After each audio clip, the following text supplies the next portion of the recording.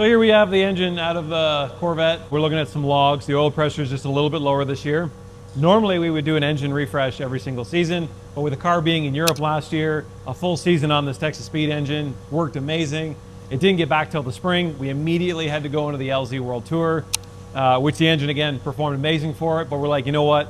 Our big competition event starting at the end of this month at DMCC, we really wanted to just tear it down, refresh it. So called our boys at Texas Speed. They hooked us up with cam bearings, main bearings, rod bearings. We're just gonna tear this down, do a quick refresh, make sure everything looks good. And so far, I've got a main bearing off here, rod bearings. Everything looks good. Your normal wear and tear. I got the first couple cam bearings out of it. Again, normal wear and tear. We just want to refresh this thing so it's ready to go for the rest of this season at DMCC and not gonna give us any headaches. So we're gonna start tearing this thing down and changing it some bearings. So I've already knocked out the front two cam bearings. So I've marked them. And we actually did notice on one, we had a little bit of an odd wear mark here on this one. So no damage on the cam bearing. I don't know what's going on with it, but either way, it's gonna get a new one. I took a couple main rod bearings off, a little bit of wear here, but I mean, for the amount of like abuse this engine has seen, really this thing like looks absolutely amazing. And then our main cap, a little bit of a groove there, so something might have gone through it. But other than that, the babbitt is all still there. The crank looks beautiful. Main caps look beautiful. Everything's nice and tight. Looking at our valve train, all of these rockers, again, the rollers are nice and smooth. I don't have any excessive wear in this pocket. All the trinion bearings are nice. Little bit of wear on the end of the push rods, but I measured them. They still come out at the size they're supposed to. So we'll probably run the rest of this half year with these ones, and then we'll change these at the end of the year. But new seals and gaskets. Just about to knock some of the bearings out. We did notice a little bit of wear on our timing gear, which is in on my desk. A couple of the teeth are just starting to roll over a little bit, so we're going to get a new timing set, a new cam thrust plate, going to change the barbell in the back. It's a plastic one, so we're going to put the aluminum one in it. Really, all in all, I'm super impressed at how the engine has performed. It looks like it was just put together a month ago, like really, really clean, really nice job. So like I said, we're just trying to get some added reliability, see if we can get that extra little bit of PSI and oil pressure that we were noticing. It's a nice thing about looking at data logs. We looked at the very beginning of the year through the end of last year. We just saw a very, very slight decline in oil pressure. Totally normal for an engine that's got a full season of racing on it, which is why we do this refresh. So here we are. Why the plastic? Is plastic OEM? So the plastic is OEM. Let me get the new and improved one. Who makes this barbell? This is Amazon, isn't it? No, say. It's a one day shipping. maybe. $70. I know for a fact that that size material in a 20-foot length is about $19. So Big barbell. We start working out with you in the morning. Yeah. Little laser etched on the back of it. Even comes with a Chinese finger trap. So this is an upgraded barbell from Improved Racing. So what it is aluminum versus the old one, which is plastic. And it's nice, they do give you a little threaded spot there, so you can put a bolt in it and then have it as a ability to pull it in and out. The plastic one does not have that, so we're probably going to just drill a screw into it, little self-tapper, and then pull it out. You can see it from the oil port, but you definitely can't get to it. So I'm going to see if maybe we can get a pick on it. If I can't get a pick, then we'll put a screw in it. Watch me just like butcher this. Oh, look at that. So this is a common leaking point on these engines. So the timing cover sits on the back here, and the only sealing point is around the outside here. So what happens if this O-ring will actually, especially on older engines, get dried out, and oil pressure will actually bleed off the back here and just into the sump, because that is the main pressure oil gallery. So what this does, I'll kind of go over the oil flow diagram of an LS on the front of the engine here. This port that we have blocked off, so your oil pump bolts to these 4 holes. Oil pressure goes in here, makes a 90-degree turn into this gallery, another 90-degree turn, comes all the way down the side of the block. I've got a tap here, so you could check oil pressure directly off the pump. But this casting here, oil pressure comes all the way through. And here's where this gets into play, so this port actually goes all the way to the back where that barbell slides in. So what this does, imagine this sitting in here, oil comes up to this end of the barbell, goes straight up, well this would be straight down, the engine's upside down, into the filter filters it, and then the feed of the filter comes out here.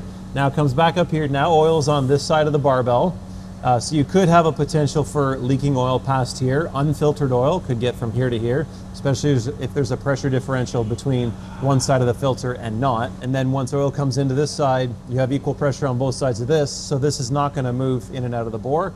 However, oil pressure could come past this O-ring and then leak into the pan. So, but if this is all good, The oil pressure then comes up here, up a gallery into these lifter galleries here. Sorry, not that, it's a head bolt. It goes this way into the block.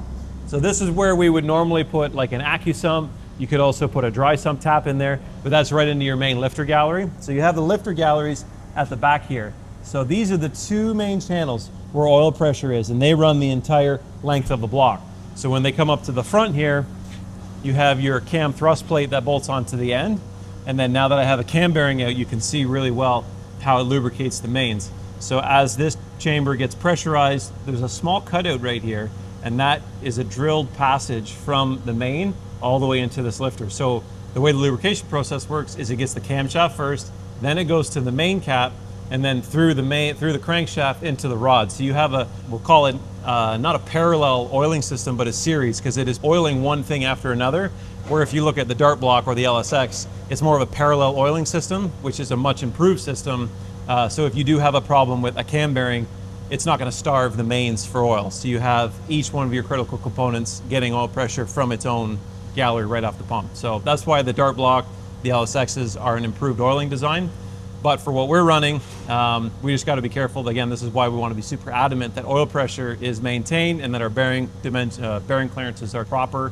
So we're not starving the mains, which is then going to starve the rods of oil pressure. So we're going to upgrade this. We're going to put new cam bearings in. And then one thing to note too, when we put the cam bearings in, these little holes here, we have to make sure that they go in line with that gallery, because you could mess this up, not put that in straight, oil gallery's over here, and you'll actually not even get any oil to the camshaft. So it'll still lubricate the mains, but your cam will wear out. So a couple things to note while we're doing that, upgrading this, and that's what we're doing to refresh this thing. And if you've done all the maintenance throughout the year, we change the oil pretty much every event. Really, this is all you should have to do. And in the past, it is all that we've had to do on all the engines. But we've never had a problem with them during the season. It's just a new set of bearings, clean it up, keep going.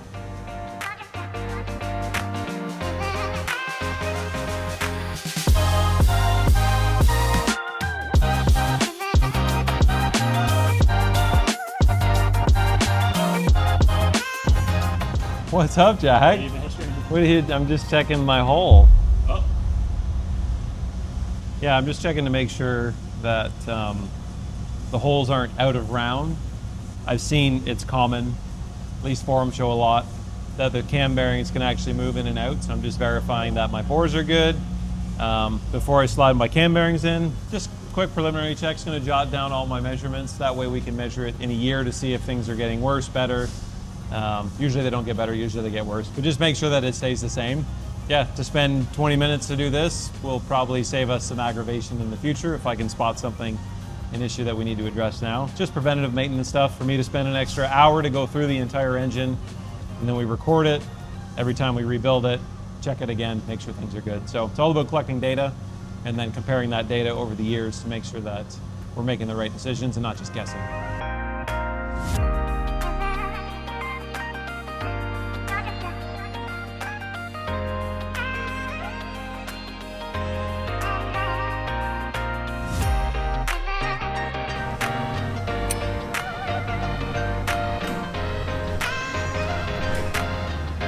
Crank that, soldier boy. Nice crank. You know what gets me cranked up? What? A crank. Marvelous. What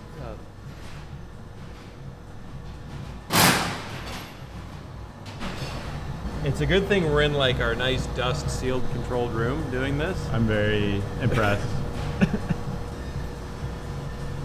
Looks pretty good. Definitely some wear marks in it, but I mean, with how heavy that clutch is, every time you push the clutch in, you're forcing the crank into this bearing.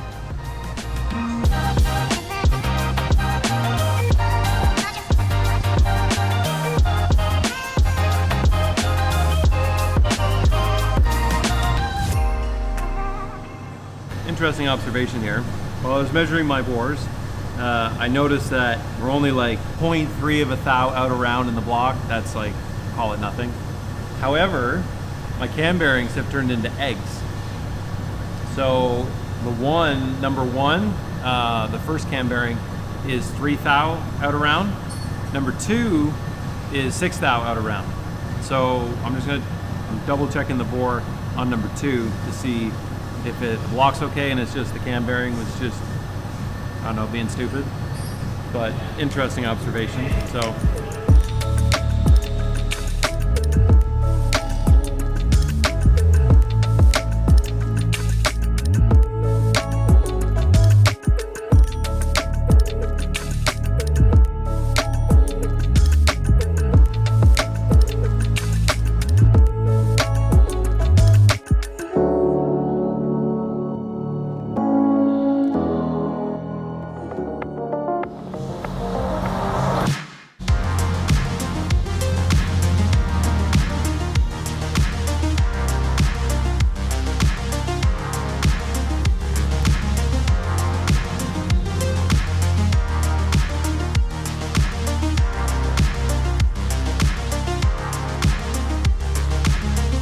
What's up, Jack? What's up? Ready to start putting this thing back together. We have a couple hours. Testing on Monday, and it's 1 o'clock, 1:30 on Friday, so let's go.